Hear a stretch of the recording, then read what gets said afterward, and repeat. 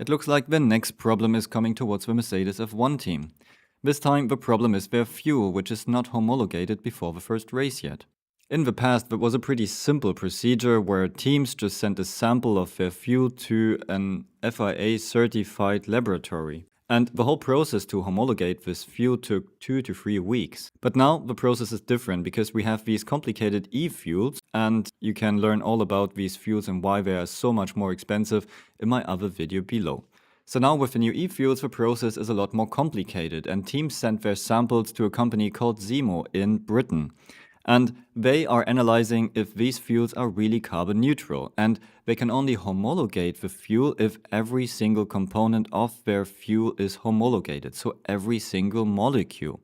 And because this process is taking a long time, and it also means that people from this certification office need to travel around the world to really make sure that every component in that fuel is carbon neutral, they need a long time for that. So it looks like the process is not finished yet for the Mercedes/Petronas fuels. So what does that mean for F1?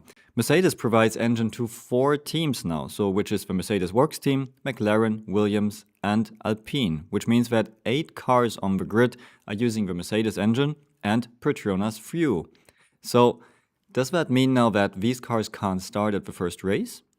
There is an emergency solution for this, and that is that only the components of the fuel which are homologated yet can be used at the first race, which means that they need to mix a new fuel, which is not really the product they wanted, but it's some kind of an emergency fuel which they could use at the first race, and that would allow the Mercedes engine teams to race in Melbourne.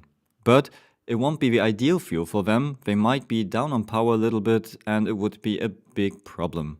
So what do you think about the new e-fuels in Formula 1? Let me know in the comments below and see you at the next video.